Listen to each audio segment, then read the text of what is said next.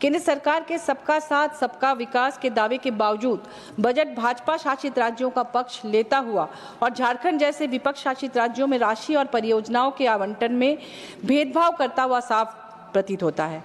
झारखंड भारत में सबसे समृद्ध संसाधन युक्त राज्यों में से एक है, जो कोयला, आयरन ओर और अन्य खनिजों के विशाल भंडार के माध्यम से राष्ट्रीय अर्थव्यवस्था में महत्वपूर्ण योगदान देता है। इसके बावजूद इस बजट में राज्य की बड़े पैमाने पर अनदेखी की गई है। राज्य सरकार को केंद्र सरकार द्वारा कोयले की रॉयल्टी के जो देने थे 1,36,000 करोड़, हमारे माननीय मुख्यमंत्री हेमंत सोरेन जी के बार बार वहां पर पत्र लिखने के बावजूद अभी तक वो पैसा नहीं दिया गया है और इस बजट में भी उसका कोई ऐसा उल्लेख नहीं किया गया है, जबकि उस पैसे से हमारे राज्य में बहुत काम हो सकता है और माननीय हेमंत सोरेन जी का जो सपना है अपने समृद्ध राज्य को देश का नंबर 1 राज्य बनाने का, वो पूरा हो सकता है। इसलिए मैं रिक्वेस्ट करती हूँ कि जल्द से जल्द उस राशि का भुगतान कर दिया जाए। झारखंड में धनबाद में आप जानते होंगे कि झरिया में कोयले पर आग लगी हुई है जमीन के नीचे सालों से। उसके लिए मुझे लगता है कि डिजास्टर मैनेजमेंट एक बजट होना चाहिए कि करकट्टा, खोलियरी, झरिया, जहां बहुमूल्य कोयला देश का जलकर राख हो रहा है, पॉल्यूशन हो रहा है, लोग वहां से माइग्रेट कर रहे हैं, इस पर ध्यान देने की ज़रूरत है। यहाँ तक कि देश की जो राजधानी दिल्ली है, दिल्ली में भी जो पॉल्यूशन के लिए पूरे देश में इस बात की चर्चा है, इसके लिए भी मुझे लगता है कि डिजास्टर मैनेजमेंट बजट अलग से अलोकेट होना चाहिए। गरीब जनता का सहारा में डूबे पैसों को वापस दिलाने में केंद्र सरकार झारखंड राज्य को बिल्कुल मदद नहीं कर रही है। सहारा ने न जाने कितने गरीबों को बेसहारा कर दिया है। सहारा में झारखंड के लोगों के लगभग 2500 करोड़ की राशि डूबने की आशंका है।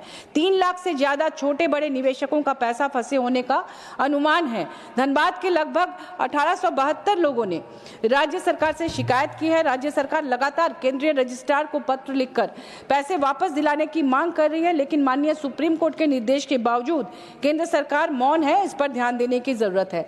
जल जीवन मिशन के तहत वित्तीय वर्ष 2024-25 के लिए झारखंड को 2,11,422 करोड़ का आवंटन दिया गया था, लेकिन जनवरी 2025 तक केवल 29,517 करोड़ ही दिया गया केंद्र सरकार द्वारा, यानी स्वीकृत राशि का 14% ही जारी किया गया। कई ऐसे इलाके हैं जहां हमारे राज्य में जहां जल की भयानक समस्या है, उसकी किल्लत है, हाहाकार मचा हुआ है। झारखंड का एक जिला है गांडे, जो बिहार से सटा, एक विधानसभा क्षेत्र है गांडे जो बिहार से सटा हुआ है। पिछले साल मई के महीने में मैं वहां गई थी तो मैंने देखा, एक व्यक्ति ने कहा गांव का कि मैंने 10 दिन तक वो स्नान नहीं किया था। वहां पर जितने भी जल स्रोत हैं लगभग सब सूख चुके हैं, चापानल, कुआं, कोई काम नहीं कर रहा है। इसलिए जल जीवन मिशन के लिए जो स्वीकृत राशि है वो अविलंब हमारे राज्य को दिया जाए।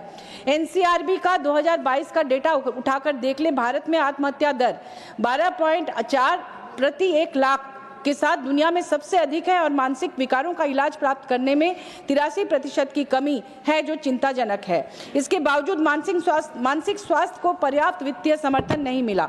युवाओं और छात्रों में डिप्रेशन और आत्महत्या खत्म करने के लिए व्यापक स्वास्थ्य नीति और बड़े बजट की आवश्यकता है। झारखंड में रांची स्थित CIP भारत का सबसे पुराने और प्रतिष्ठित मानसिक स्वास्थ्य संस्थानों में से एक है, लेकिन इस वर्ष के बजट में इसी पूरी तरह से इसे नजरअंदाज किया गया है। यह संस्थान अपने वातावरण और जलवायु परिस्थितियों की वजह से मानसिक स्वास्थ्य देखभाल के लिए आदर्श माना जाता है, फिर भी केंद्र सरकार इसकी उपेक्षा कर रही है। जहां आपको पता होगा कि तेजपुर स्थित LGBRIMH को करोड़ों रुपए आवंटित किए गए हैं, वहीं CIP रांची की उपेक्षा की गई है। यह मानसिक स्वास्थ्य सेवा के संसाधनों के असमान वितरण पर गंभीर सवाल खड़ा करता है और गैर भाजपा शासित प्रदेशों के साथ पक्षपात करने का एक उदाहरण प्रस्तुत करता है। इस बार के बजट में ऐसा प्रस्तावित है कि प्रधानमंत्री इंटर्नशिप योजना 2024 के तहत भारत सरकार देश के प्रमुख कंपनियों के साथ मिलकर अगले 5 वर्षों में 1 करोड़ युवाओं को इंटर्नशिप प्रदान करेगी। इंटर्नशिप के दौरान युवाओं को 5,000 प्रति माह का भत्ता मिलने की बात कही गई है, जिसमें 4500 रुपए प्रति माह सरकार देगी और 500 प्रति माह कंपनी देगी अपनी तरफ से। यहाँ इस बात की तरफ ध्यान दिया जाना जरूरी है कि 500 रुपए प्रति माह जो कंपनियां देंगी वह उनके पूर्व निर्धारित CSR से जाएगा, यानी इस तरह अगले 5 वर्षों में अपने CSR के मद में सीधे 500 करोड़ रुपए की कटौती कर दी जाएगी। यानी यह योजना पहले से चल रहे कॉर्पोरेट सोशल रिस्पॉन्सिबिलिटीज की कीमत पर भाजपा सरकार सरकार का अपना विज्ञापन है। इस तरह शेष 4500 रुपए प्रति माह किस मद से देने वाली है यह भी स्पष्ट नहीं है। बहुत संभव है वह भी किसी पूर्व निर्धारित बजट का डायवर्शन है।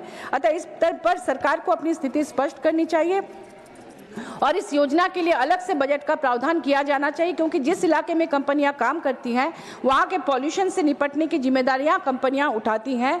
प्रोजेक्ट अफेक्टेड एरिया में CSR फंड का इस्तेमाल art, culture, education, sports, women empowerment, गरीबी उन्मूलन, लोकल इंफ्रास्ट्रक्चर डेवलपमेंट जैसे महत्वपूर्ण कल्याणकारी योजनाओं के लिए किया जाता है, जिन्हें सरकार अपनी तरफ से इंटर्नशिप मद में खर्च करने को बाध्य कर रही है। जबकि सच तो यह है कि इंटर्नशिप के बाद बस 2 मिनट कोई जॉब गारंटी नहीं है, जैसा कि मुझे मेरे सवाल पर माननीय मंत्री जी ने कहा था।